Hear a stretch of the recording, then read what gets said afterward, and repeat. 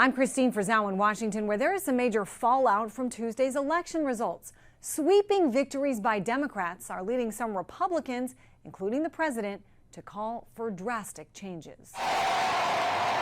It was the first time in a long time Democrats have had a lot to celebrate.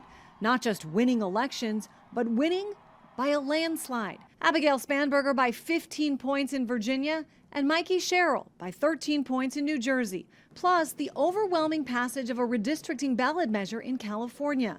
Some Republicans downplaying what the victories might mean. What happened last night was blue states and blue cities voted blue, and no one should read too much into last night's election results. President Trump, though, with a slightly different take. I don't think it was good for Republicans. I think if you read the pollsters, the shutdown was a big factor, negative for the Republicans. Pollster Scott Rasmussen seems to agree. When we first polled on this in the earliest days of the shutdown, hardly anybody noticed anything was going on. As of yesterday, 44% of voters nationwide say they have been impacted. Voters hate shutdowns and they blame the party in power. President Trump is once again calling on Senate Republicans to end the filibuster rule, which requires 60 votes and not just a simple majority to pass legislation. If you don't terminate the filibuster, you'll be in bad shape. We won't pass any legislation. There'll be no legislation passed for 3.25. We have 3.25 years, so that's a long time. But those short-term gains could spell long-term pain for Republicans if Democrats retake the chamber and use the new rules to pass their priorities, which some fear could expand abortion rights and take aim at Second Amendment rights, among other agenda items. One reason why many Republicans still oppose the so-called nuclear option. Everybody knows, follows our government in this process, that in the Senate, it takes a supermajority. It takes 60 votes to do virtually anything. Exit polling found economic issues were the most important issues for voters. Some Republicans say if they focus more on bringing down costs, they could fare much better in next year's midterm elections. I'm Christine Frizzell reporting. I'm Matt Gelka in Washington. Very different brands of Democratic politics had big election night victories. The question is now, which way does the party go?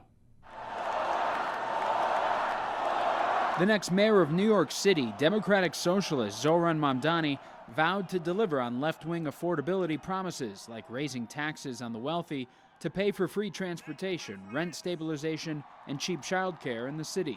I am a Democratic Socialist.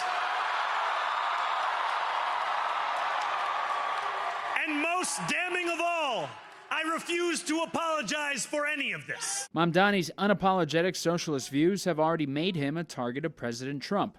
The president has repeatedly threatened to defund New York City if Mamdani won. The decision facing all Americans could not be more clear. We have a choice between communism and common sense. Republicans are eager to make Mamdani and socialism the new Democratic brand, and they're already launching ads. Zohran Mamdani is without a doubt the biggest win for socialism in the history of the country, and it is the biggest loss for the American people. Your city could be next. Stop socialism, stop Democrats. In New Jersey and Virginia, two very different Democrats than Mamdani convincingly won governorships. Moderates Mikie Sherrill in New Jersey and Abigail Spanberger in Virginia also ran on cost of living issues while staying closer to the center. The affordability message seems to be the new way for Democrats, but the party might have a problem picking between Democratic Socialist positions or the views of the establishment heading into the 2026 midterms. No great secret. Of course there's an establishment, and of course there's a division within the Democratic Party. The issue that he has stressed is being stressed by Democrats across the country, from one end of America to the other, the high costs that the Trump administration is imposing on us. When New Yorkers were asked in exit polling if they considered themselves Democratic Socialists, 69% said no, including almost 40% who voted for Mamdani. Reporting in Washington, I'm Matt Gelka. I am Muslim. I am a Democratic Socialist. And most damning of all, I refuse to apologize for any of this. After wins from far-left Democratic and Socialist candidates, there are growing concerns the Democrat Party has taken a major turn that will cause wide divisions and perhaps even big defeat for the party in the midterms. And joining us to discuss is president of RMG Research, pollster and analyst Scott Rasmussen. Scott, thanks so much for joining us this morning. We appreciate it. First of all, your thoughts overall about what happened last night. What does this mean also for the Democratic Party, do you think, moving forward? Well, Jan, it's good to see you. And what happened last night, obviously, just it was a good night for the Democrats. No matter how else you want to talk about it, they won all the key races.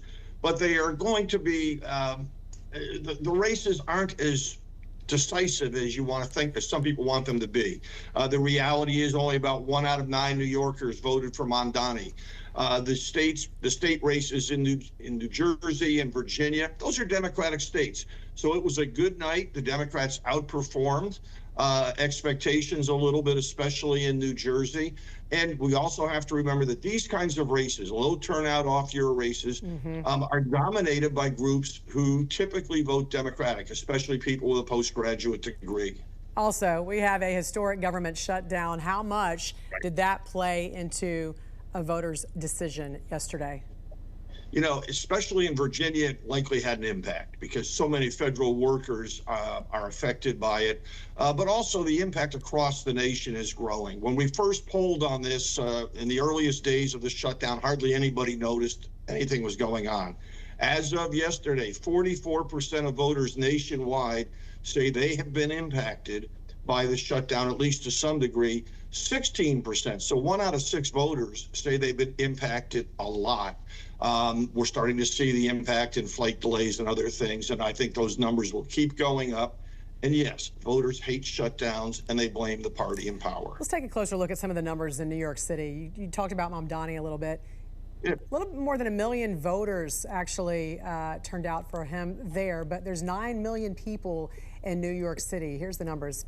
He did win 50.4%, so even if you combine Andrew Cuomo and Curtis Sliwa in this particular case here, he still would have won. However, when you look at the percentages here, you know, you're talking about less than 15% of New Yorkers are actually choosing this person to run the city there. What was your thoughts about this race?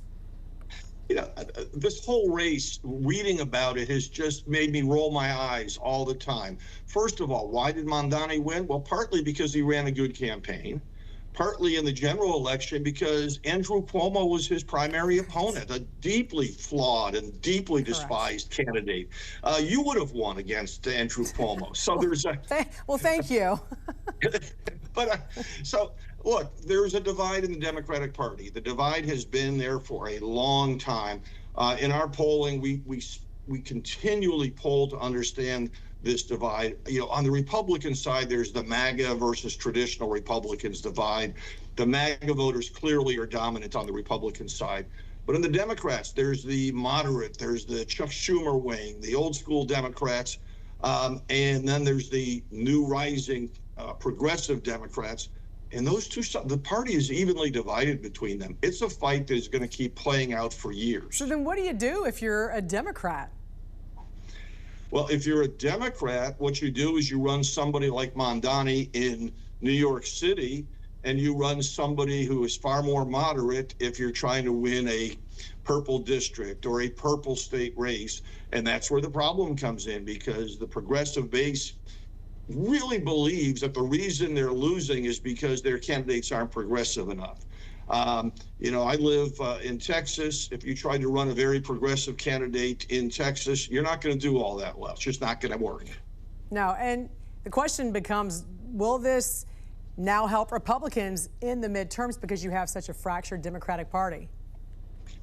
To some degree, but James Carville said it in 1992, and it's still true today. It's the economy, stupid. Yeah. The most important factor in determining how the midterms will turn out is going to be the economy next year. Right now, 31% of voters say their finances are getting better, 31% worse. Those aren't great numbers. They're better than they were a year ago. Correct. But what matters is next year. Yeah, and will Mamdani's, what he wants to propose, will his policies have had that effect early enough before the midterms for folks to realize that it's, you know, not working? So that's also the question too, don't you think? I think absolutely. The Republicans will do everything within their power to raise up Mamdani and his voice and present him as the face of the Democratic Party, because in large segments of the country it won't work. But, you know, some of what people fear has already happened. There are more banker jobs in Texas than there are in New York these days. Yeah. There has been an exodus from the city for a long time. I expect it will continue and maybe accelerate a little bit. The big headline this morning I'm seeing, Wall Street headed to Texas. Yeah. New York will never be the same. All right, RMG Research President, pollster, and analyst Scott Rasmussen, thanks for joining us. We appreciate it. Thank you.